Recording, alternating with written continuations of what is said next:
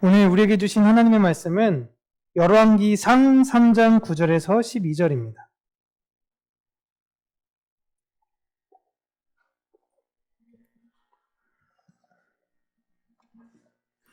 구약성경 515쪽이에요. 열왕기상 3장 9절에서 12절.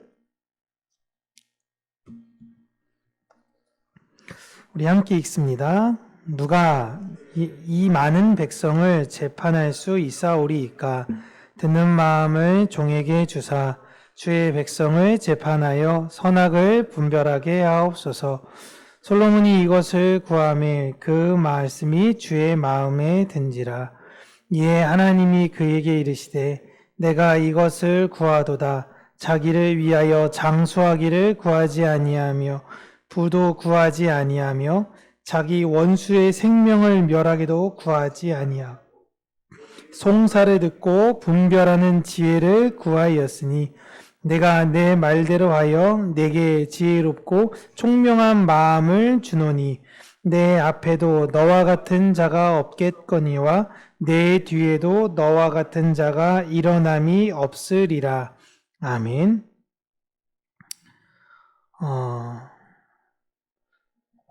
오늘은 경청이라는 제목으로 하나님의 말씀을, 우리의 구역공과의 내용을 사랑하는 성도님들과 함께 나누도록 하는데요. 솔로몬의 아버지가 누구죠? 솔로몬의 아버지는 다윗이죠. 너무 쉬우니까 대답조차 하지 않으시는데, 솔로몬이 이제 왕위의 즉위가 되고 하나님을 향해서 1000번제를 드립니다. 그 1000번제라는 건 매일을 1000일 동안 드렸던 제사가 아니라 1000번의 연속적인 제사를 드렸다라는 것이에요. 그렇게 1000번제를 드린 후에 하나님께서 꿈 가운데에 솔로몬에게 나타나셔서 네가 원하는 소원이 무엇인지를 말해봐라 라고 하십니다. 사실 성경의 여러 장면에 있어서 깜짝깜짝 놀라는 게 많이 있지만 이 장면을 마주할 때마다 왜 금도끼, 은도끼 이런 전래동화 생각나지 않으시나요? 굉장히 전래동화 같은 생각을 지울 수 없는 내용이죠. 뭐가 누군가에게 기쁨이 됐더니 신이 나타나서 네 소원을 말해봐라. 제 소원은 이것입니다. 아니 나는 이걸 주려고 그랬는데 요걸 했다고? 그러면 이것도 저것도 너에게 주겠다. 라는 이런 내용의 전래동화 같은 내용이 들립니다. 근데 여러분, 이건 하나님의 마음이 기쁘면 선물을 주고 하나님이 기분이 안 좋으면 재앙을 주고 이런 식의 모습을 보여주려고 하는 것이 아니라요. 하나님께서는 솔로몬을 통해 왕은 무엇을 가지고 살아야 하는가를 이스라엘 백성들과 그 이후의 모든 하나님의 백성들에게 보여주고 싶으셨던 거예요. 그러니까 하나님은 솔로몬이 무엇을 구할 것을 미리 아셨습니다. 솔로몬은요, 태어나기도 전에 하나님께서 다윗에게 다음 후계자로 지목한 인물이에요. 그래서 사랑 입은 자, 여디디아가 원래 솔로몬의 이름입니다. 하나님은 이 솔로몬을 통해 왕이 가져야 할 진짜 덕목을 보여주시고, 교회가 이 세상에서 왕으로 부름을 받았잖아요. 왕 같은 제사장으로서 우리가 품어야 되는 소원이 무엇인지를 솔로몬을 통해서 가르쳐 주고 싶으셨던 것입니다. 여러분, 솔로몬이 하나님께서 소원을 구하라 라고 할 때 무엇을 구하죠? 이게 재밌죠? 왜 지혜라고 하죠? 근데 왜냐면 그렇게 대답할 수밖에 없는 게 하나님께서 그렇게 답변을 해주세요. 네가 지혜를 구하였으니 라고 이야기하지만 정확하게 솔로몬이 가장 먼저 구하는 게 뭔가요? 오늘 9절 보시면 정확하게 듣는 마음이에요. 듣는 마음을 저에게 주세요 라고 합니다. 이게 굉장히 중요한 단어예요. 솔로몬이 구한 건 여러분, 듣는 마음입니다. 근데 이걸 하나님께서 어떻게 해석해 주셨어요? 그게 바로 지혜라는 거예요. 듣는 마음을 선택하는 자들에게는 부와 명예와 장수의 복이 오게 된다라는 걸 하나님은 솔로몬을 통해서 보여주시려는 것이고, 장차 하나님의 백성들이 그 나라 가서 왕 노릇하게 될 때에 우리가 누리는 것들이 바로 이런 것이다라는 겁니다. 근데 그거에 앞서 먼저 무엇을 이들이 구하는가? 이들은 부와 명예와 장수와 원수의 망함을 구하는 게 아니라 하나님으로부터 듣는 마음을 구한다라는 것입니다. 솔로몬이 하나님께 구한 건요, 여러분, 많은 정보를 알고 그 정보를 처리하는 능력을 달라는 것이 아닙니다. 하나님의 말씀을 분별할 수 있는 것, 귀를 기울이고 백성의 소리에 귀를 기울이는 능력을 달라는 거예요. 이게 진짜 중요한 겁니다. 이런 듣는 마음을 가진 사람들의 특징은 언제나 배울 준비가 되어 있다라는 거예요. 그런데 나보다 나이 많은 사람들한테 배우는 것, 이런 사람은 누구라도 가질 수 있겠죠. 근데 그게 아니라 어떠한 상황에서라도 내가 배울 수 있다라는 생각을 가지는 거예요. 오전 예배에 말씀드렸다시피 고난을 통해서 대부분 저주하고 대부분 그걸로 불평과 불만을 내지만, 듣는 마음인 하나님의 지혜를 가진 자들은 그 상황에서 하나님이 나에게 무엇을 말씀하시는지를 들으려고 애쓴다라는 것입니다. 왕이니까 하나님만 나한테 명령할 수 있어. 야, 신하들 너희들, 백성들 너희들 나한테 아무 말도 하지 마. 너희들은 내 말만 들어야 돼. 이게 아닙니다. 이건 여러분 듣는 마음이 아니에요. 교회가 하나님의 명령을 듣는다, 우리는 하나님의 명령만 듣습니다 라고 이야기하면서 다른 사람들의 말을 무시하면 안 되는 거예요. 그래서 여러분, 솔로몬이 하나님으로부터 이 듣는 마음을 구할 때에 하나님이 다 선물로 주시죠. 그 이후에 어떤 사건이 오늘 열왕기상 3장에 등장하냐? 존속살인에 따른 진실 공방에 관한 내용이에요. 두 어머니가 누가 진짜 살아있는 그 아들의 어머니인지 가려달라라는 이 굉장히 어려운 난제. 사실 이거를 밝히는 데 있어서는 누가 밝혀냈다, 이게 중요한 게 아니라 이 어머니의 직업이 뭐라고 나오죠? 이 어머니의 직업이?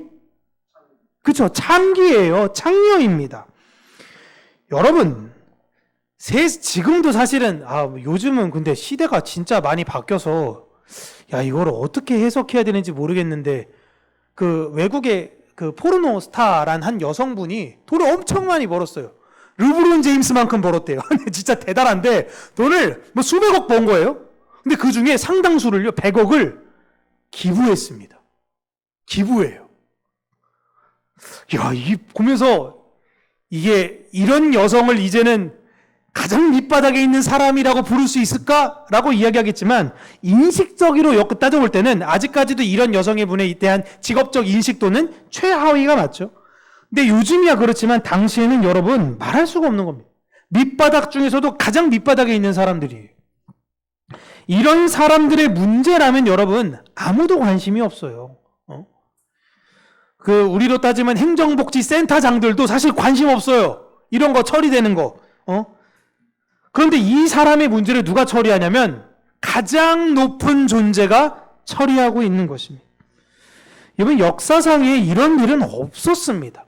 모든 동서고금을 막론하고 역사를 다 뒤져볼 때에 가장 높이 있는 사람이 가장 밑바닥에 있는 사람들의 현실적 문제에 대해서 접근한다라는 건 없습니다. 그런데 이게 누가 보여야 하는 모습이냐? 바로 교회가 이 세상에 보여야 하는 모습, 왕으로서 니네들이 보여야 하는 모습이라는 걸 하나님께서 솔로몬을 통해서 보여주시는 것입니다. 흔히들 우리가 꼰대라고 이야기하고 권위주의라고 이야기할 때요, 이 권위주의의 특징이 뭐예요? 권위주의의 특징이 오늘 말의 정반대입니다. 들으려고 하지 않아요. 듣는 마음이 없습니다. 꼰대들의 특징이 뭐예요? 라떼는 라고 이야기하잖아요. 들을 생각이 없어요. 나 때는 이랬는데 요즘 애들은 왜 이래? 나 때는 이랬는데 요즘 애들은 정말 감사할 줄을 몰라. 이런 겁니다. 그들의 소리에 귀를 기울여야 되는 거죠. 왜 너희들이 힘든가? 왜 너희들이 아픈가? 야, 그 힘드냐? 난 더 힘들었어. 막 이런 겁니다. 그러니까 대화가 안 되는 거예요. 자신보다 더 권위 있는 사람들의 말만 듣는 거예요. 이게 여러분 권위주의예요. 권위주의는 내가 권위를 인정하는 사람들의 말만 들을 거야. 이게 권위주의예요. 그러나 하나님의 음성을 듣는 것, 듣는 마음을 가진 자, 경청하는 사람들은 하나님의 말씀 못지않게 이웃 주변의 소리를 함께 듣습니다. 다른 이들의 마음을 듣는 데에서 출발을 하는 거예요.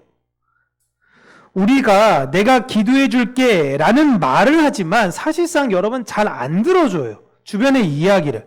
근데 여러분 나이가 점점 들면 들수록 주변의 이야기에 대해서 듣는 것보다 내 이야기를 더 많이 하고 싶은 게 사람의 본질적 속성입니다. 상대방의 이야기를 잘 들어주는 것이 여러분 함께 기도해 주는 거예요. 그냥 들어주는 거예요. 들어주는 거. 내가 뭘 해줄게 손잡고 기도해 주는 것도 너무 좋죠. 근데 그냥 잘 들어주는 거예요. 그 얘기 여러분 수도 없이 반복적으로 듣지 않습니까? 그런 얘기 또 들어주는 거예요. 우리 윤효탁 형제님 할머니가 이야기했던 내용 여러 번 듣는 거 많죠? 벌써 웃죠? 저도 신방 갈 때마다 들었어요. 이게 짧잖아요, 여러분. 한번 스토리 권사님 이야기하시면 그냥 적어도 40분이에요. 적어도 이게 춘천에서부터 시작하냐? 아니면 그 이전에서 시작하냐? 아니면 경탁이 태어난 것부터 시작하냐에 따라서 시간의 난이도가 조금 다르기는 한데 어쨌든 똑같은 내용이에요. 근데 들어주는 거예요. 들어주는 거. 똑같은 겁니다. 병원 가서도 신방할 때 그냥 들어주는 거예요. 자, 기도했습니다. 자, 괜찮으세요? 잘 지내세요? 갑니다. 안녕? 이게 아니라 그냥 그 아픔을 공감하고요. 그 어려움을 돕기 위해서 함께 눈물 흘려주는 거죠. 여러분, 그게 기도예요. 그게. 하나님의 사역은 말하는 데서만 오지 않습니다. 물론 말해야 되죠. 그런데 하나님의 사역은 듣는 데에서 출발하는 거예요. 하나님께서 아브라함에게 말씀하셨습니다. 하나님이 우리에게 말씀하신 겁니다. 우리는 듣는 데에서부터 이제 사역을 출발하면 되는 거예요. 아, 들었어. 그럼 내가 무엇을 도와줄까? 이런 것이죠. 그렇게 우리는 주변의 소리를 잘 들어서요. 솔로몬의 여러분 이름의 뜻이 뭐냐면 평화예요. 평화. 샬롬. 하나님의 샬롬을 이 세상에 잘 드러내는 저와 여러분들 되시길, 또한 우리의 구역 모임들이 되시기를 주님의 이름으로 축복합니다. 기도하겠습니다. 사랑의 하나님, 우리에게 듣는 마음을 주시옵소서. 이 세상의 부, 명예, 무언가 감추인 보물처럼 내가 그것을 발견하면 세상의 모든 것을 다 얻을 수 있을 거라는 착각에서 벗어나 하나님의 뜻에, 하나님의 말씀에 귀를 기울이며 내 주변 사람들의 신음소리는 무엇이 있는가, 그들의 소리에 귀를 기울이는 자들이 되게 하여 주시옵소서.